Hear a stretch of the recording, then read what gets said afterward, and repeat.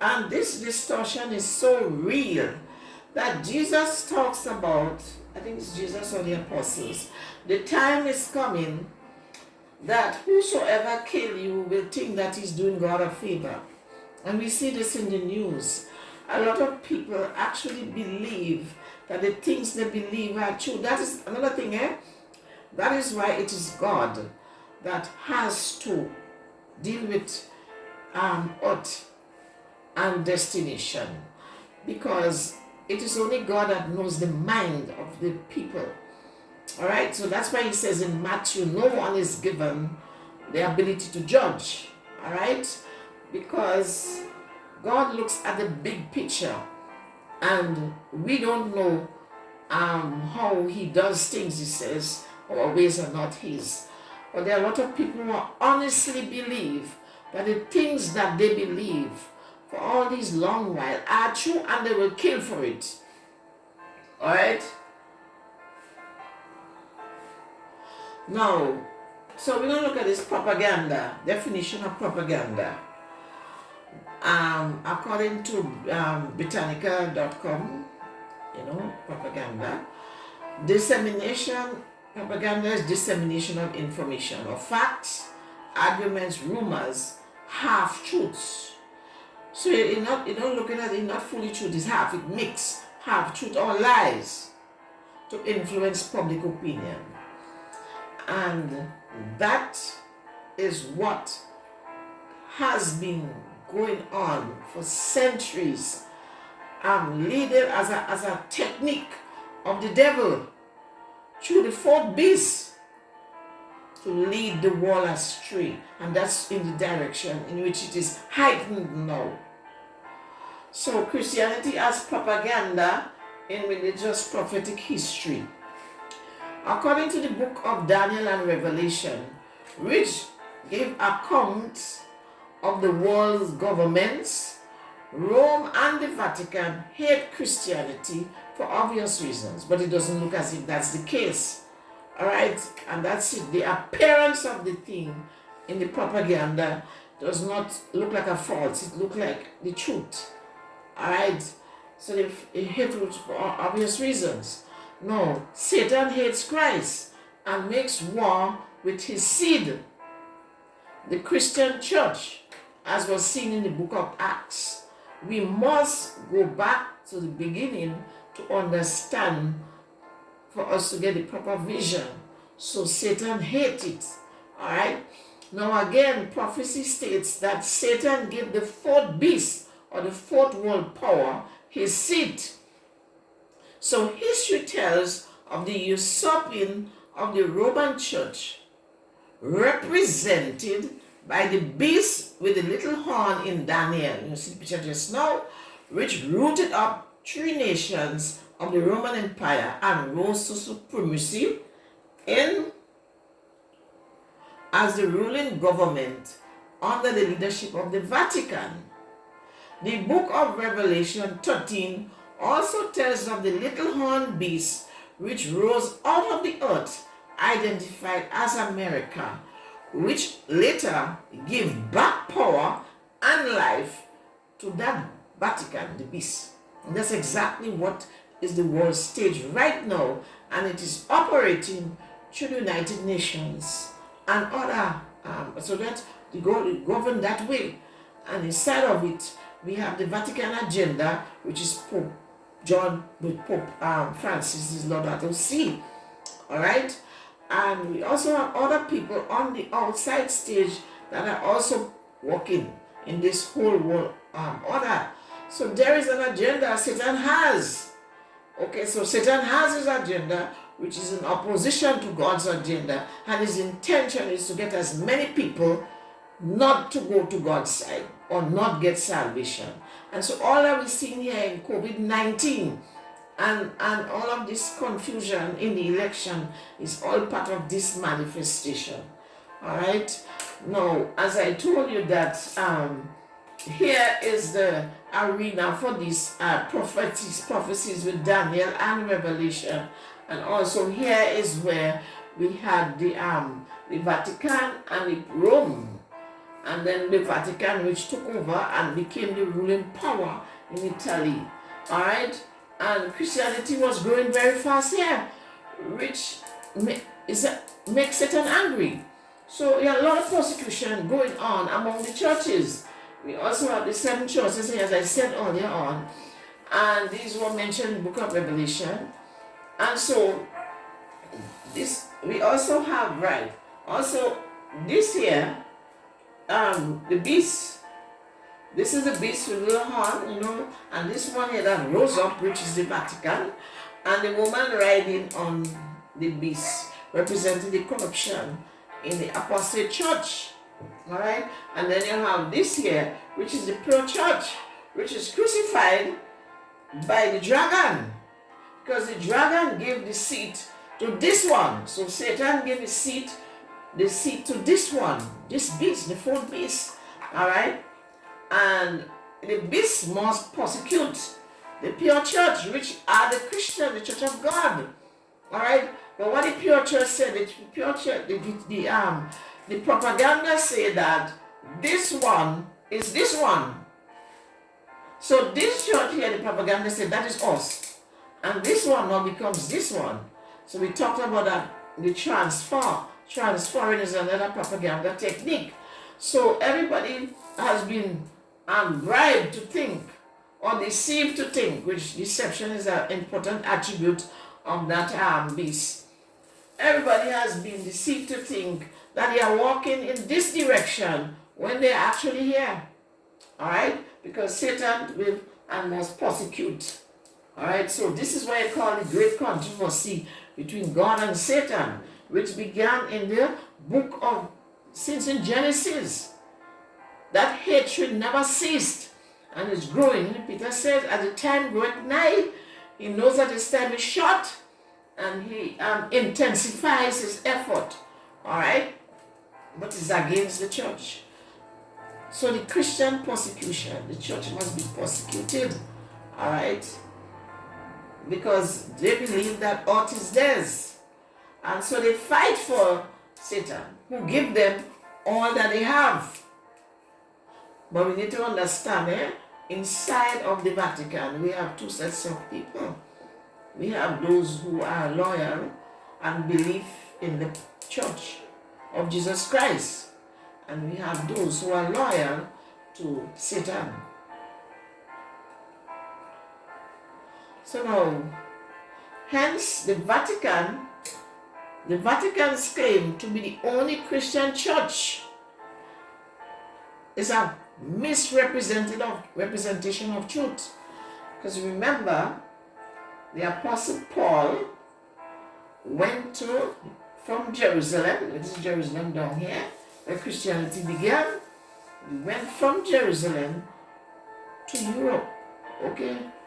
And on his 4th missionary journey, he went to Rome. Although Rome had governed the whole region, We're going to see that just now. We'll talk about that. So, Rome had conquered the Jewish nation. And as such, they conquered Christianity. You see the picture just now. And that is the principle of conquest. You conquer the nation, you rule the God. So Paul visited Rome on his 4th missionary journey. So the life of Jesus was never safe under the Roman Empire, according to Matthew 1 and 2.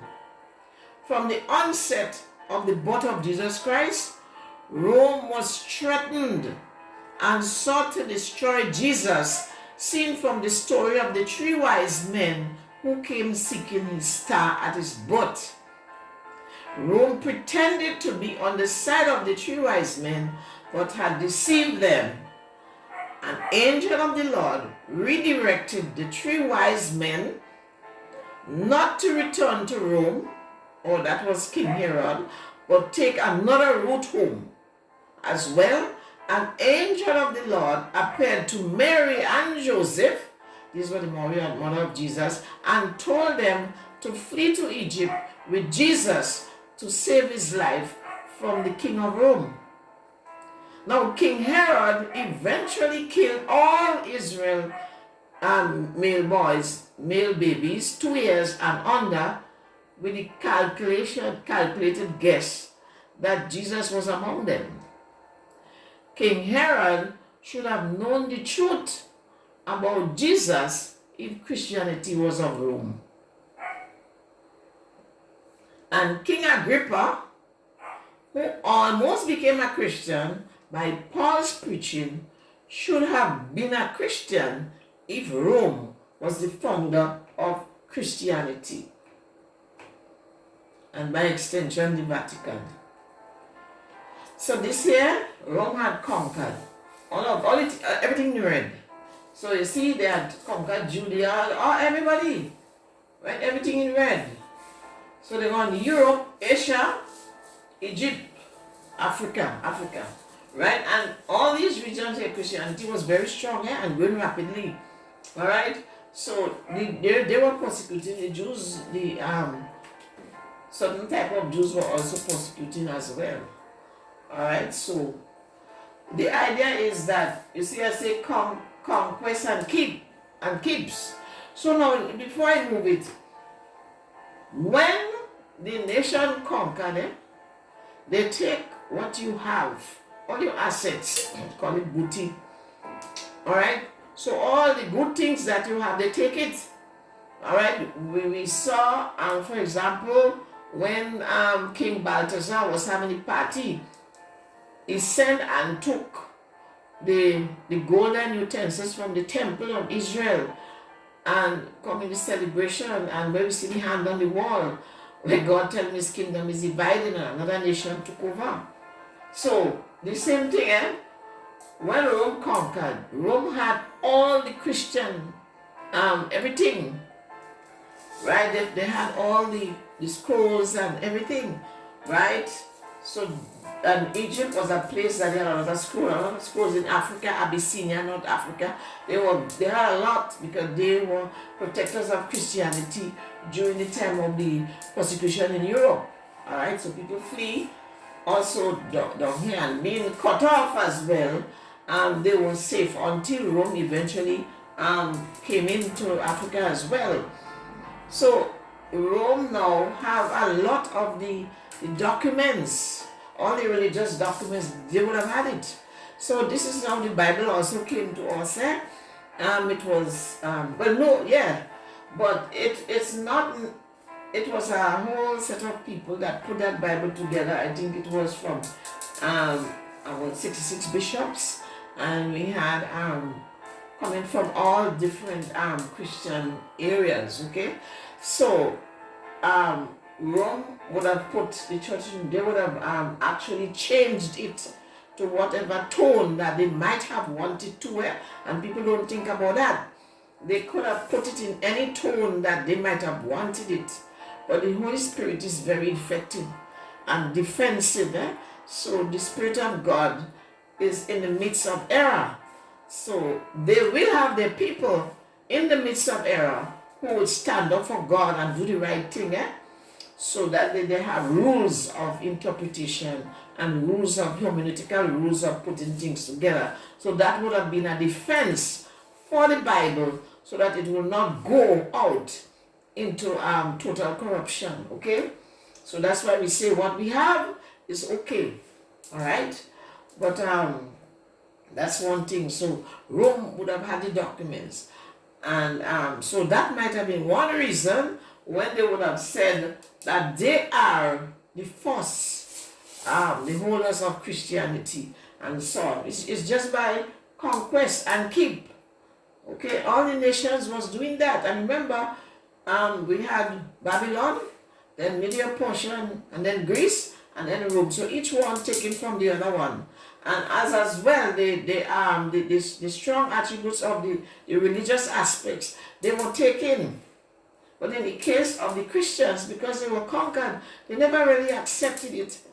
The Christian, what they did was to mix it up with their hidden practices. So history tells us that Rome and the Vatican persecuted Christians for centuries. So how you are in charge of Christianity and you're persecuting Christians? History continues that in the 4th century AD, Emperor Constantine accepted and endorsed Christianity, causing a cessation of persecution in the Roman Empire. But there was not a change from Roman heathen practices. What resulted was a parallel fusion and cross-pollination of Christian and heathen beliefs and practices. And we have a lot of that today. And you see sometimes you hear people talking about, about Christmas. And they will tell them all kind of thing about, let me say, no, gentlemen, everything is tarnished. So there's no real reason for arguing about the thing, eh? God could work with the bigger picture. So Jesus Christ had died. He came and he died. So let us be happy and let us encourage the people to make responses for Jesus at Christmas and stop the argument. Because you can't really change anything. Everything is mixed up. There's a parallel fusion and cross-pollination, but you need to know when you must keep your side. Alright? Because there's a time when you must keep your side for your own defense so that you could get into the kingdom. The Christian Sabbath was outlawed in 325 AD. Right? And that's very, very important because that is the one that Sabbath is coming up as the state Sunday, as the state religion. But that is not true. That was a change. All the people used to keep the 7-day Sabbath, which is the Christian Sabbath. Alright? So the Christian Sabbath was outlawed in 325 AD from Saturday to Sunday. Right? Rome's mark. That is the mark of the heathen of idol worship. And that came as far back as Egypt in the stealing. Because the things of the God that are strong. A sign of the removal of God's authority from the Roman church. Watch it carefully. It was a sign of the removal of God's authority from the Roman church. Because the Roman church, they all used to keep the Sabbath. Alright? You look at the schism in 1054. Before that, they all kept the Sabbath. And so the sign of the removal, outlawing it by law, from Saturday to Sunday is a sign of the removal of God's authority from the Roman church. Satan gave them the seat. The sign of Sunday is Satan's mark.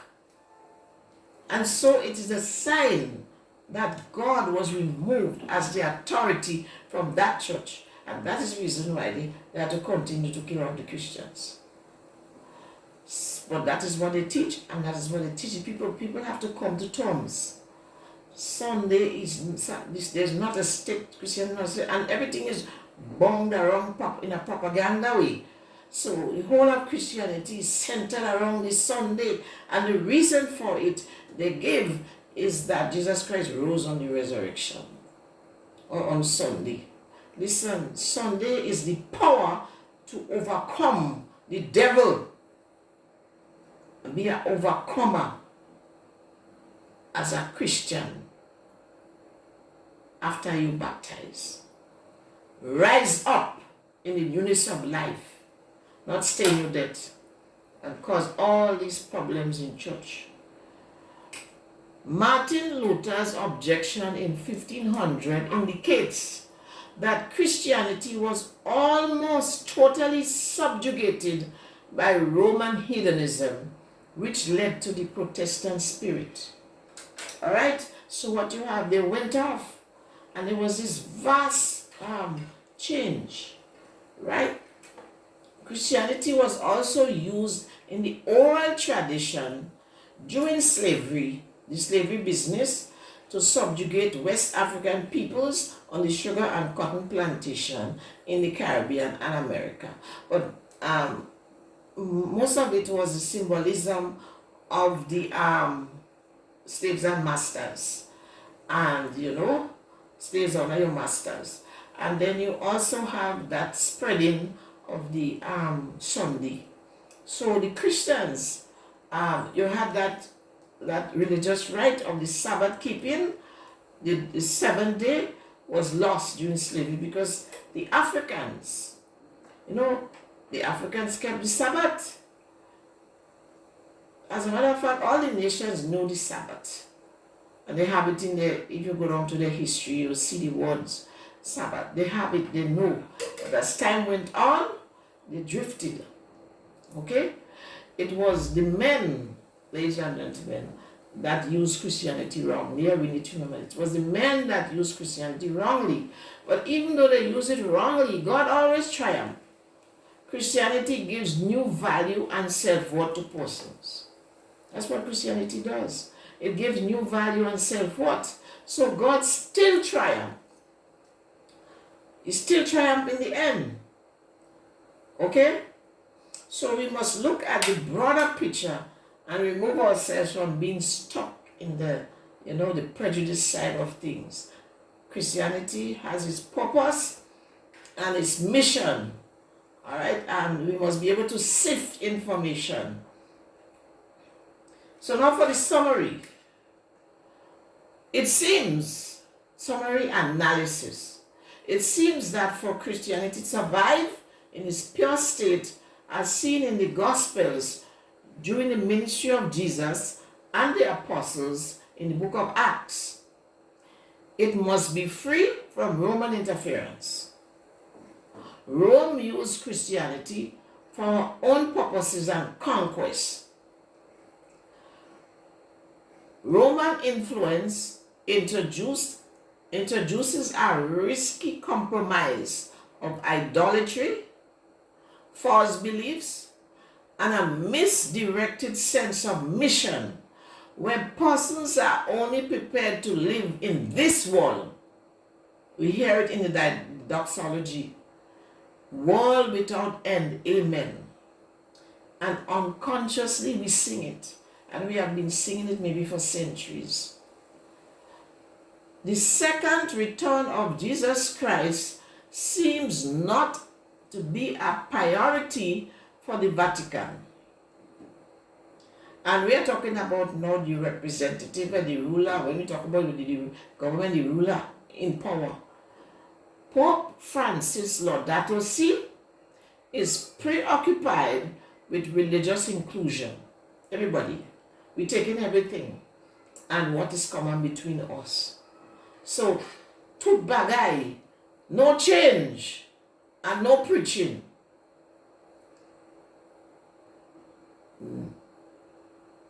Culture and the environment. So that is the preoccupation of Pope Francis Laudato Si. Religious inclusiveness, culture, and the environment. And of course, it takes us back to all the witchcraft and everything in the culture. Leave the people so, no change. All right? Nonetheless, Jesus Christ is in charge of his church.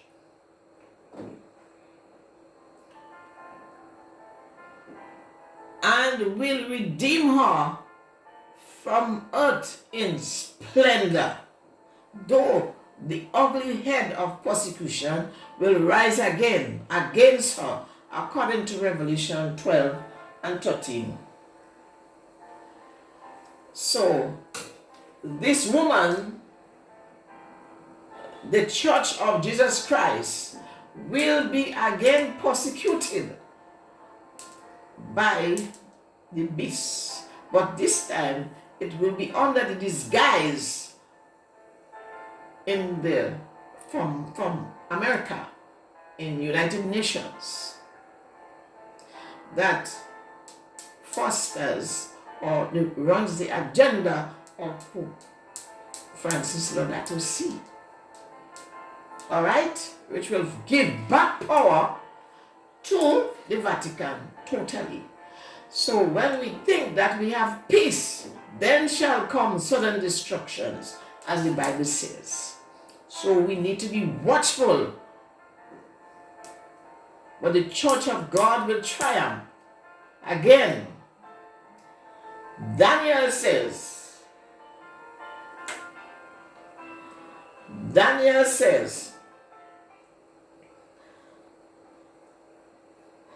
Daniel says that, no, Jesus says, let not your hearts be troubled.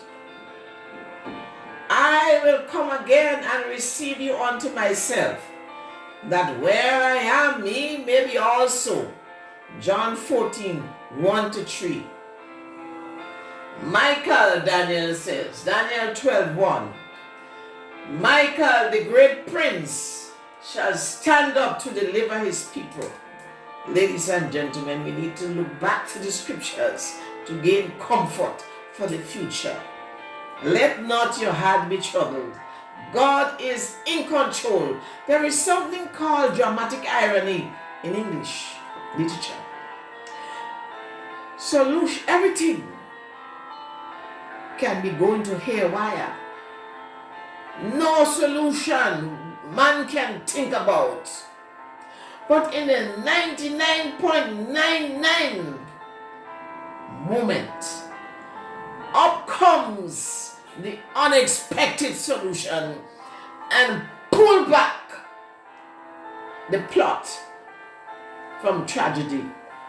Ladies and gentlemen, Satan will look as if he is triumphing, and he will be doing that in great glory. But Jesus Christ will stretch forth his hand and flick it off in the 99.99th hour of precipitous nature state, when the saints will go marching in. Jesus Christ will win. Satan will be defeated. So then we come to the call, the globally accepted belief that Sunday is the Christian day of worship is a misinterpretation of truth seen from Genesis, which records the seventh day of creation Sabbath. And throughout the Old Testament, the people have kept the Sabbath. They don't know nothing and new. They don't know nothing else. Particularly visual in the book of Acts, where one sees record of the Gentiles visiting the synagogue on the Sabbath day, the seventh day of the week, to hear the apostles preach and go and come again. The Vatican has already ascertained global allegiance to Sunday via contract with the religious organizations done under the United Nations. Last year, February 22nd, I think, while the corona was going on, and will also exercise force using the beast with the little horn. So that is why America is important for the setting. All right, so this election, the results of the election is important, and we see already that many people are confused. All right, because people look at the little picture, but you got to look at the big picture, ladies and gentlemen, and make decisions according to the big picture. However, allegiance to the Vatican contract will drive Christians to the gates of hell. Despite such, Jesus, the loving shepherd, in the moment of precipitous leap, Jesus commands all his saints and Christians in Babylon to stop, turn, and flee. He says in Revelation 18:4, come out of her, Babylon, corrupt religious corruption, my people, and be not partakers of her sins, and receive not of her plagues. Listen what he says. Come out, not logics it. He says flee. There is a time when we must run. And he says to run, to flee, not stand up in it, because therein is destruction. We need to sift information. So, ladies and gentlemen, this is the end of this presentation. May God of heaven be between you and me until we see again in the next video. Share this and subscribe.